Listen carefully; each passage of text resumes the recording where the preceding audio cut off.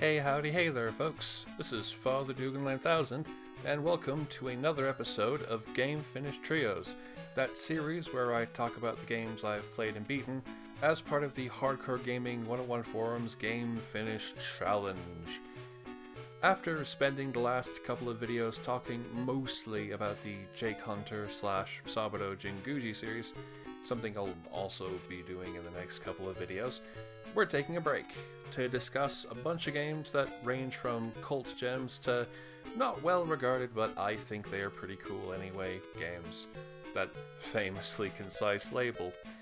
Today's games were originally logged from the 12th to the 15th of May 2022.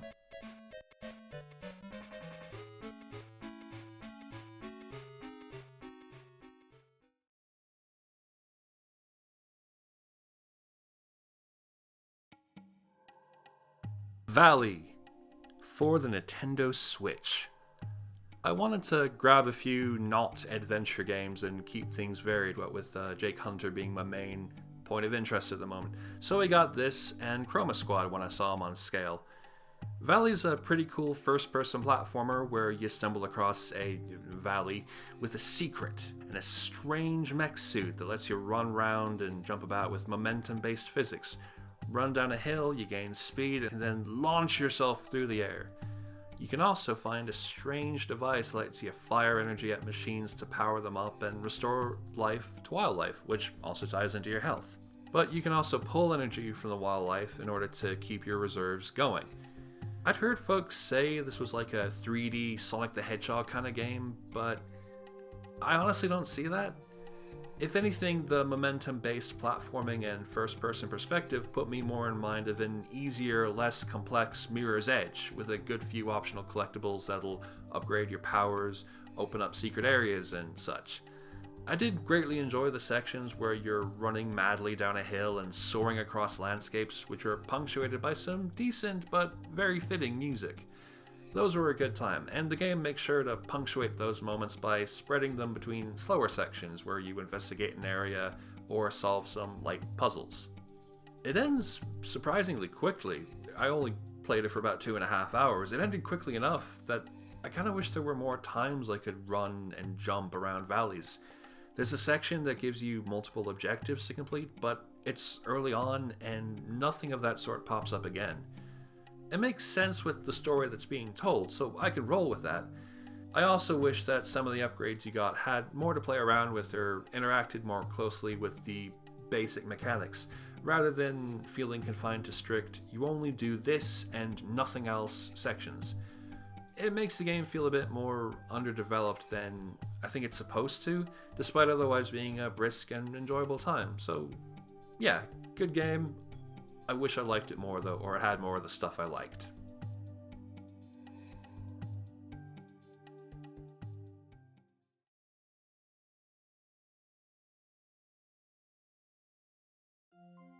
Batman Arkham Origins for the Xbox 360. This has something of an odd story behind how I ended up with a copy of it. My sister popped around the other week with a box of DVDs and games that they were planning to sell and said that we could have anything in the box if we liked. And among the games were the first 6 Assassin's Creed titles on the Xbox 360, 1, 3, the Ezio Trilogy and Black Flag, and collector's editions of Batman Arkham City and Origins. I decided to keep those because I briefly had this awful nihilistic notion of playing all of the Assassin's Creed games consecutively, a notion I haven't acted upon, rather thankfully, and I thought it might be cool to give those Batman Collector's Editions to friends at some point. In the meantime, I ended up playing Arkham Origins as I was rather curious about it. It's generally considered the odd one out of the Arkham games. It's a prequel made by WB Montreal instead of Rocksteady, and it's a game that was quickly dismissed as a cash-in after the initial release hype.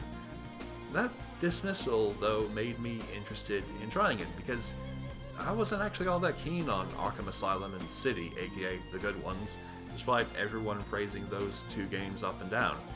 I thought that maybe if Origins is considered the NAF one, there's a chance that I might like it. And I kinda do. kinda. It's absolutely a cash-in, and how much it just feels like an expansion pack spinning its wheels. Arkham City, but with new levels and boss fights edition.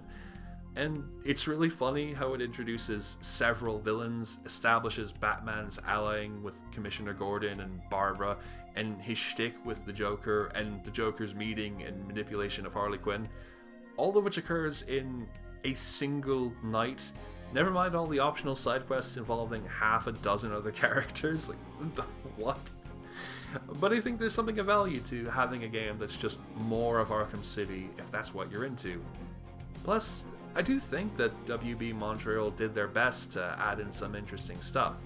The more linear sections offer compelling stages like the excursion through the hotel and sneaking through the bridge to disable bombs. A few parts use the basic mechanics to explore the characters psychologically in little vignettes, such as when the Joker delves into his past and you get to play as him for a time. It's not much, but it was more than I was expecting. I completely understand why this isn't remembered much, and why it didn't get ported to modern systems like all of the other Arkham games. Heck, even the Blackgate spin-off is more readily available than Origins, the game that was meant to be hyping up. But it's a fairly decent game with the same basic Arkham gameplay and some neat ideas. There's a place for games that provide more of the same, I believe, and I think this is one of those examples, even if it's not a noteworthy one.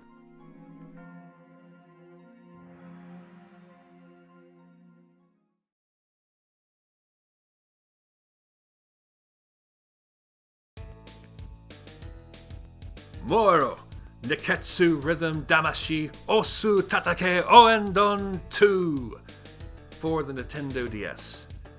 Apologies to everybody ever for the pronunciation. I finally got round to playing the original Ouendan last year. It's a game I've always wanted to check out thanks to its Western spin-off Elite Beat Agents, and I knew I'd like to play the sequel sooner or later, and here we are. I'm happy to have done so. This is very much a more of the same kind of sequel, but when that means the solid gameplay, goofy dancing, awesome music, sincerity, and good times from Ouendan and Elite Beat Agents, well, that's the best thing. What more could you want? When I did this write-up originally, I played it on the easy mode for I Am a Wimp, and decided, you know what, I want to play it on normal. I want to get enough points so I can unlock the bonus stage with the excellent cover of Monkey Magic by Orange Range. And not only did I play the normal mode, I beat it in a single sitting, which is quite wild. I don't do that particularly often. Admittedly, part of that's because the game offers you the ability to skip bits where you're not directly controlling the game, so you can skip the intro cutscene, you can skip the very beginning of each level that builds up to the song, so you can play through the game a heck of a lot more quickly than you could the original Ouendan or Elite Beat Agents, so it made for a nice, breezy playthrough. So yeah, I beat this twice in a week. That's wild, but it's a great game, so why not?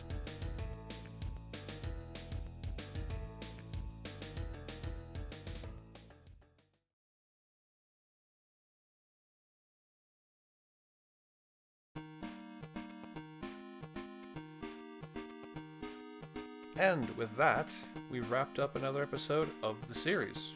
I hope that you enjoyed watching, and that you'll tune in for the next video. Thank you so much, and until we meet again, have a wonderful day.